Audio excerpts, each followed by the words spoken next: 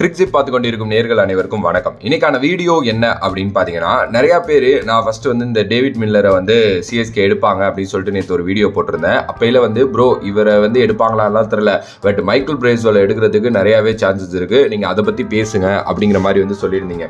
இப்போ இல்லை IPL action அப்படிங்கிற பேச்சு வந்ததுக்கு அப்புறமும் இந்த ரீடென்ஷன் இதெல்லாம் பத்தி பேச ஆரம்பிச்சதுலேருந்து இந்த மைக்கேல் பிரேஸ்வெல் பத்தி வந்து நிறைய பேர் வந்து பேச சொல்லிட்டே இருந்தீங்க. ஏன்னா ஜடேஜா போயிட்டாரு அப்படிங்கிறதுனால மைக்கேல் பிரேஸ்வெல் கண்டிப்பாக சிஎஸ்கேக்கு வருவார், அவர் ஒரு நியூசிலாந்து கிரிக்கெட்டர் அப்படி இப்படிங்கிற மாதிரிலாம் வந்து அவ்வளோ பேர் வந்து செமையாக பேசிகிட்டு இருந்தீங்க. சரி, மைக்கேல் பிரேஸ்வெல் உண்மையிலுமே சிஎஸ்கேக்கு வர சான்சஸ் இருக்கா அப்படிங்கிறத பற்றி இந்த வீடியோவில் பேசலாம். ஃபர்ஸ்ட்லி இவர் வந்து ஒரு 34 வயசு ஆகுது, நியூசிலாந்தை சேர்ந்த ஒரு கிரிக்கெட்டர், ஒரு சூப்பரான ஒரு ஆல்ரவுண்டர் அப்படின்னு வந்து சொல்லலாம். நியூசிலாந்தில் வெல்லிங்டனில் வந்து பார்த்தீங்க அப்படின்னா இது பிறந்து வளர்ந்து அங்கே கிரிக்கெட் ஆடின ஒருத்தர் தான். ஓகே, ஸோ இவர் வந்து ஒரு லெஃப்ட் ஹேண்டர், அதே நேரத்தில் ரைட் ஆர்ம் ஆஃப் பிரேக் போடக்கூடிய ஒரு bowler. Okay, so Michael Bracewell வந்து ஒரு ஆல்ரவுண்ட் யூட்டிலிட்டி இருக்கக்கூடிய ஒரு பிளேயர் தான். ஸோ பேட்டிங்லையும் சரி ஸ்பின் டிபார்ட்மெண்ட்லையும் சரி அவரால் வந்து ரெண்டுமே பண்ண முடியும். பேட்டிங் அப்படிங்கிறப்போ அவர் ஒரு லோவர் மிடில் ஆர்டர் பேட்டராக வந்து இறங்குவார். அண்ட் ஒரு 4 ஓவர் T20 போடுறது வந்து ஒரு கரெக்டான பேலன்ஸை கொடுக்கும். ரீசெண்டான ஃபார்ம் அண்ட் எக்ஸ்பீரியன்ஸ் வந்து ரொம்ப சூப்பராக சீரியஸ்லாம் விளையாண்டுட்டு இருக்காரு T20லையும் ஒயிட் பால் கிரிக்கெட்லையும். அண்ட் அவரோட பேட்டிங் ஸ்ட்ரைக் ரேட்டும் சரி, விக்கெட் டேக்கிங் வந்து ஆஃப் ஸ்பின்ல எடுக்கிறதும் சரி ரொம்பவே ரெஸ்பெக்ட்ஃபுல்லாகவும் நிறையாவே நல்லாவும் இன்க்ரீஸ் ஆயிருக்கு அப்படின்னு சொல்லலாம். ஓகே, ஸோ சிஎஸ்கேவோட ஸ்குவாட் பேலன்ஸுக்கு வந்து அவர் கரெக்டாக இருப்பாரா? எஸ், 2025 ஒரு டஃப் சீசனுக்கு அப்புறம் சிஎஸ்கே வந்து பார்த்தீங்க அப்படின்னா அவங்களோட டீமில் கொஞ்சம் கொஞ்சமாக ஃப்ளெக்சிபிலிட்டி கொடுத்துக்கிட்டு இருக்காங்க. ஸோ இப்போ பிரேஸ்வெல் மாதிரி ஒரு பிளேயர் அங்கே ஆட் ஆகிறப்போ கண்டிப்பாக இந்த பேட்டிங் டிபார்ட்மெண்ட் அதுக்கப்புறம் பவுலிங்கில் வந்து பார்த்தீங்க அப்படின்னா ஒரு நல்ல சப்போர்ட்டாக இவர் இருப்பார் அப்படின்னு நான் நினைக்கிறேன். ஓகே, காஸ்ட் எஃபெக்டிவ்னஸ் இருக்குமா அப்படின்னா எஸ், கம்பேரிட்டிவ்லி இவர் வந்து பார்த்தீங்க அப்படின்னா பெரிய ப்ரைஸுக்கெல்லாம் போக மாட்டார்.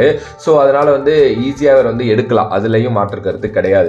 பட் இவ்வளோதானா அப்படின்னா இல்லை, இதில் நிறைய இன்னும் சில விஷயங்கள் வந்து இருக்குது. அது என்னென்ன அப்படிங்கிறத பற்றி பேசலாம். ஃபர்ஸ்ட்லி வந்து சேப்பாக்கோட சேஞ்சிங் நேச்சர். எஸ், சேப்பாக் வந்து பார்த்திங்க அப்படின்னா பழைய மாதிரிலாம் பிஹேவ் பண்ணுறது இல்லை. ஸோ ஸ்பின்னர்ஸோட இன்ஃப்ளூயன்ஸ் எப்போவுமே சேப்பாக்கில் இருக்கும். ஆனால் இப்போ வந்து பார்த்தீங்கன்னா லாஸ்ட் 2 இயர்ஸாகவே டிக்ரீஸ் ஆகிட்டே இருக்குது. ஸ்டீவன் ஃப்ளமிங் அதுக்கப்புறம் காசி தாத்தா இவங்க எல்லாருமே லாஸ்ட் 2 இயர்ஸாக எங்களாலேயே சேப்பாக்கை கணிக்க முடியல அப்படின்னு சொல்கிறாங்க.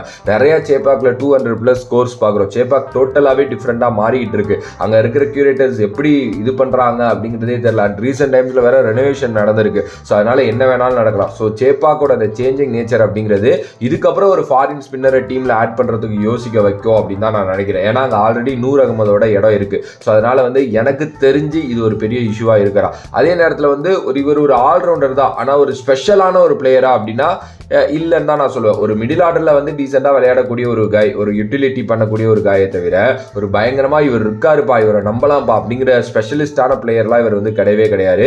ஏன்னா இவர் ஒரு மேட்ச் டிஃபைனிங் பிளேயர் அப்படிங்கிற பேர் என்றைக்குமே வாங்கினதே கிடையாது. மேபி ஒரு பேக்கப்பாக எங்கேயாவது நீங்கள் வச்சுக்கலாமே தவிர 11ல் ஸ்ட்ரைட்டாக மைக்கேல் பிரேஸ்வெல் இருக்கார் பார்த்துப்பாரு அப்படிங்கிற மாதிரிலாம் வந்து நம்மளால சொல்ல முடியாது. அது நீங்கள் எல்லாருமே அக்செப்ட் பண்ணிப்பீங்க அப்படின்னு நினைக்கிறேன். பிகாஸ் அந்த மாதிரி இன்னிங்ஸ்லாம் இவர் வந்து ஒரு 10ல் 1 இல்லை 2 மேக்ஸிமம் ஆடலாம், அதுக்கு மேலே வந்து அவரால் ஆட முடியாது. பட் ஆனால் சிஎஸ்கேக்கு அப்படிப்பட்ட பிளேயர் தேவையில்லை. ஏன்னா ரவீந்திர ஜடேஜா மாதிரி ஒருத்தரோட இடத்தை கரெக்டாக ரீப்ளேஸ் பண்ணணும் அப்படின்னா ஒரு நல்ல எக்ஸ்பீரியன்ஸ்டு டேலண்டட் இல்லை சின்ன பையனாக இருந்தாலும் நல்லா பயமறியா கிரிக்கெட் விளையாடுற ஒரு சூப்பராக ஃபினிஷ் பண்ணி கொடுக்கக்கூடிய தோனியோட வந்து ஒரு காம்பினேஷன் போடக்கூடிய ஒரு ஆள் வேணும். அது வந்து இங்கே இருக்கா அப்படின்னா இல்லை அப்படிங்கிறது என்னோட கருத்து. ஓகே, அதே மாதிரி நான் இதுலேயே ஒரு பாயிண்ட் மென்ஷன் பண்ணேன், ஓவர்சீஸோட ஸ்லாட் லிமிடேஷன். இப்போ டெவல்டு பிரிவிஸ் கண்டிப்பாக ஆட போறாரு, அதுக்கப்புறம் நூர் அகமது ஆட போறாரு, நீங்கள் நேத்தன் எலிஸா ஆட வச்சு தான் ஆகணும். ஸோ இப்படி இதுலேயே 3 பிளேயர்ஸ் போகிறப்போ இன்னொரு பவர் ஹீட்டரை நோக்கி தான் அவங்க போவாங்க. மேபி புதுசாக எடுக்கிற ஒரு பிளேயர், ஒரு லியாம் லிவிங்ஸ்டன் மாதிரியோ, இல்லை நான் நேற்றே சொன்ன மாதிரி டேவிட் மில்லர் மாதிரி ஒரு பிளேயரோ, இல்லை நீங்கள் வந்து கொஞ்சம் பவுலிங்கும் போடணும் அப்படிங்கன்னா நம்ம இதில் ஆல்ரெடி வந்து இவர் வேற இருக்காரு, லைக் அந்த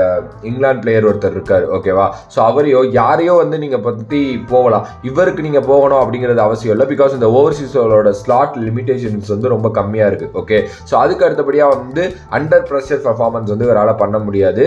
ரொம்ப கம்மியாக தான் வந்து இவ்வளோ நாள் வந்து பண்ணியிருக்காரு. ஸோ இது வந்து பார்த்தீங்கன்னா ஒரு பெரிய விஷயம். இப்போ நான் நல்லதாக வந்து ஒரு 3-4 இதுதான் சொன்னேன். எக்ஸ்பீரியன்ஸ் இருக்கு, ஒரு ஆல்ரவுண்ட் யூட்டிலிட்டி கொடுக்கக்கூடிய ஒருத்தர், ஸ்குவாடோட பேலன்ஸ் தான் இருப்பார் சிஎஸ்கேக்கு, ஒரு நல்ல கம்மியான விலையில கிடைப்பார் அப்படின்ட்டு. ஆனால் இதெல்லாம் தாண்டி அதோட மைனஸஸாக நிறையா இருக்கு. எஸ், மைக்கேல் பிரேஸ்வெல் ஒரு நல்ல பிளேயர் தான், நான் இல்லைன்னா சொல்லலை. நீங்கள் எடுத்து டீமில் ஒரு பேக்கப்பாக வைக்கலாமே தவிர இவரை நம்பி ஸ்ட்ரைட்டாக விளையாட விடுறது அப்படிங்கிறது எனக்கு தெரிஞ்சு ஒரு பெரிய ரிஸ்கான ஒரு விஷயம் தான். ஸோ அதனால மேபி சிஎஸ்கே எனக்கு தெரிஞ்சு போக மாட்டாங்க அப்படின்னு நான் நினைக்கிறேன். மேபி மேபி எப்போவுமே சிஎஸ்கே சில விஷயத்தில் சர்ப்ரைஸ் பண்ணுவாங்கல்ல, அந்த மாதிரி பண்ணலாம். ஏன்னா இவருக்கும் ஆப்வியஸாக 30+ ஏஜ் ஆகுது. ஆனால் இதுக்கப்புறம் சிஎஸ்கே யங் டேலண்ட்ஸை நோக்கி தான் போகிறாங்க. ஸோ ஆப்வியஸ்லி வந்து எனக்கு தெரிஞ்சு இவரை எடுக்கிறதுக்கு சான்சஸ் இல்லை. எடுத்தாலும் பேக்கப் தாங்க, 11ல் ஸ்ட்ரெயிட்டாக விளையாட முடியாது. ஏன்னா கொஞ்சம் பேட்டிங் எபிலிட்டி இருக்கக்கூடிய கொஞ்சம் பிளேயர் மேலே போவாங்க அப்படிங்கிறது தான் என்னோட ஒரு கருத்தாக இருக்குது. பவுலிங் வைஸில் ரொம்ப நல்லா பண்ணக்கூடிய ஒருத்தர் தான். பட் பேட்டிங் இன்னும் கொஞ்சம் செஞ்சுரிலாம் வச்சிருக்காரு நியூசிலாந்துக்காக, நான் இல்லைன்னு சொல்ல. பட் உங்களுக்கு தெரியும்ல, இன்னும் அந்த இடத்துல விளையாடக்கூடிய ஒரு நல்ல பவர் ஹிட்டராக வேணும். மேபி வந்து ஓவர்டனே உங்க ட்ரை பண்ணலாம். நான் ஃபர்ஸ்ட்லேயே சொன்ன மாதிரி பார்ப்போம் என்ன நடக்க போகுது அப்படின்ட்டு. உங்களோட கருத்து இதை பற்றி என்ன? மைக்கேல் பிரேஸோட சிஎஸ்கே எடுப்பாங்களா, இல்லை ப்ரோ அவர் தேவையில்லை, அவருக்கு பதில் இவரை எடுக்கலாம் அப்படிங்கிற மாதிரி ஏதாவது ஐடியா இருந்துச்சு அப்படின்னா மறக்காம கமெண்ட் பாக்ஸில் கமெண்ட் பண்ணுங்க. If you like the video please like, share and subscribe to நம்மளோட கிரிக்ஸிப் சேனல். அண்ட் நான் ஈவினிங் வந்து பார்த்தீங்க அப்படின்னா உங்களுக்காக டார்க் ஹார்சஸ் ஆஃப் IPL 2026 ஒரு வீடியோ போடுறேன். ஸோ அதை பாருங்க, அதுவும் உங்களுக்கு ரொம்ப பிடிக்கும். ஸோ வேறொரு வீடியோவில் வேறொரு கான்செப்ட்ல வந்து உங்களுக்கு சந்திக்கும். உங்களிடம் வந்து விடைபெறுவது Vijay Mani. Love you all, stay safe மக்களே.